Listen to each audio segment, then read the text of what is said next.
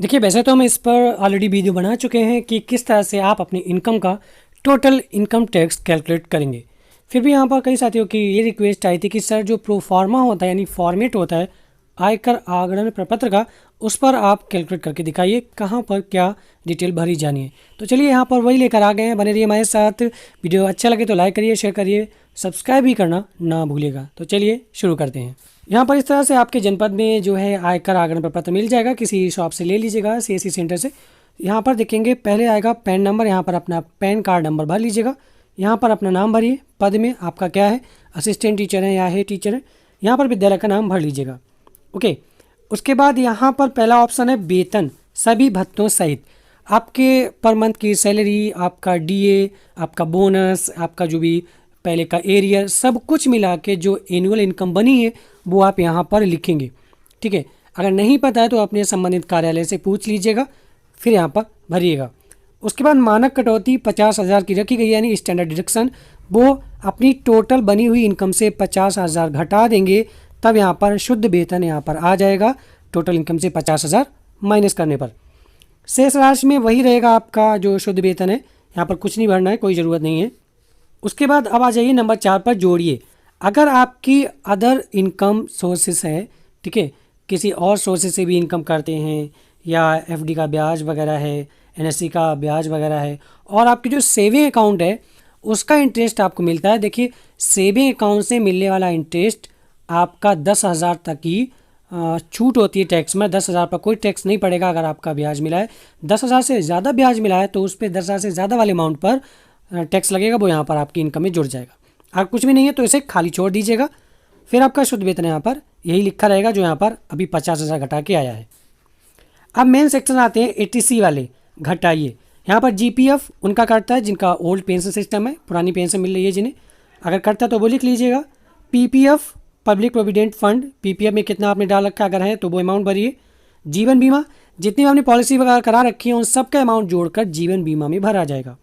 उसके बाद सामूहिक बीमा योजना, जिसे ग्रुप इंश्योरेंस बोलते हैं, आपके विभाग द्वारा काटा जाता है। अगर काटा जाता है, कितने महीनों का कटा है, 87 रुपया कटता है पर मंथ के हिसाब से। वो यहाँ पर जितने मंथ का कटा है उतना मल्टीप्लाई करके यहाँ पर लिख देंगे। इनके अलावा भी कोई अगर आपकी सेविंग है तो वो यहाँ पर लिख दीजिएगा। देखिए 80C के तहत मैक्सिमम 1.5 लाख तक की सेविंग आप दिखा सकते हैं।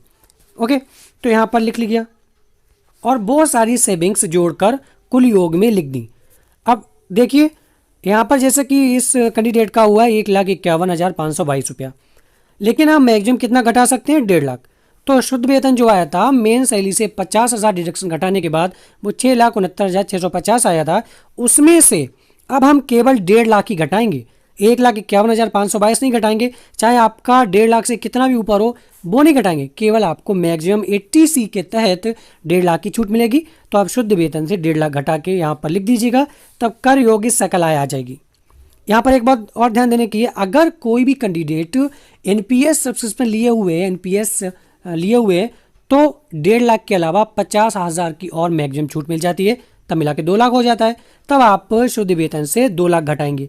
लेकिन किसी कैंडिडेट का मान लो 60,000 या 70,000 एक साल में एनपीएस कटा है, लेकिन फिर भी वो 50,000 ही घटा सकता है। मैक्सिमम एनपीएस 1.5 लाख के अतिरिक्त छूट है 50,000 की।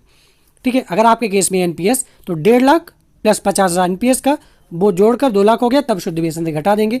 जो भी यहाँ पर बचे वो लिख देंगे। अगर नहीं एनपीएस है तो 1.5 लाख ही घटा के यहाँ पर लिख देंगे। अब देखिए आपकी कर योग्य सकल आय आ गई, यानी टैक्सेबल इनकम आ गई। अब इस पर टैक्स कैलकुलेट होगा, पुरानी योजना के अनुसार भी है, नई योजना के अनुसार भी है। आप पुरानी योजना के अनुसार लीजिएगा तो बेनिफिट रहेगा, जहाँ तक है कुछ ना कुछ फ़ायदा ही रहेगा। इस पर किस तरह से टैक्स कैलकुलेट करते हैं यहाँ पर देख सकते हैं। इस कैंडिडेट का 5 लाख से ऊपर चला गया, अगर 5 लाख के अंदर होता या 5 लाख तक होता तो टैक्स इसका 0 हो जाता। 5 लाख 1 रुपया भी चला गया तो आपका टैक्स इस कैलकुलेशन के अकॉर्डिंग करना पड़ेगा।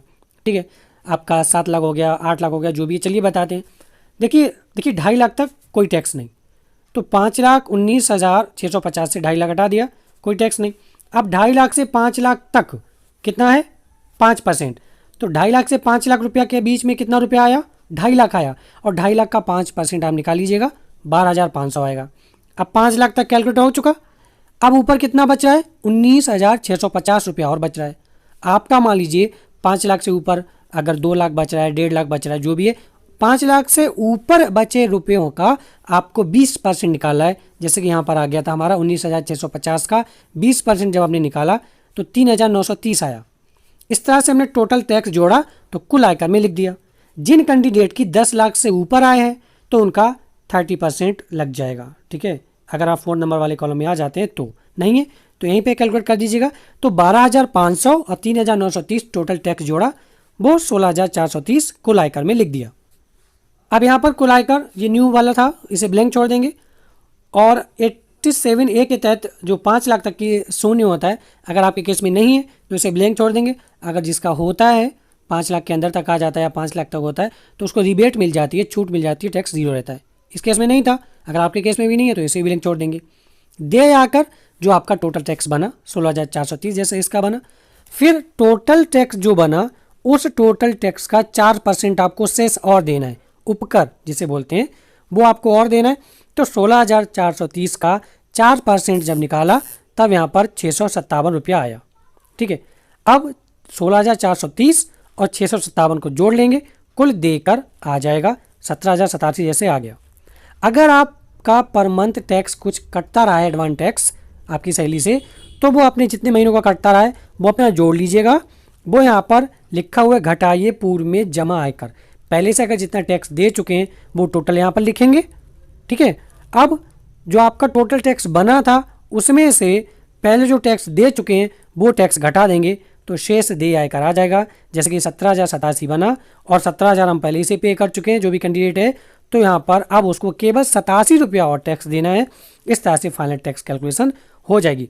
फिर भी किसी को टैक्स कैलकुलेशन करने में प्रॉब्लम आ रही है तो हमारे Telegram group @mydaus AR news and tax से जुड़े, वहाँ पर हमसे ये कैलकुलेशन पूछ सकता है, आपकी मदद की जाएगी। और फाइनली यहाँ पर अधिकारी कर्मचारी यानी आपके हस्ताक्षर होंगे और ये जो फॉर्म है भरकर और अपने संबंधित सेविंग्स के डॉक्यूमेंट्स लगाकर अपने 82 लेवल पर जमा कर दीजिएगा। आपकी जो फाइनल सैलरी है यानी फॉरवर्ड की जो सैलरी होती है उसमें से टैक्स कटकर आपकी फाइनली सैलरी दे दी जाएगी।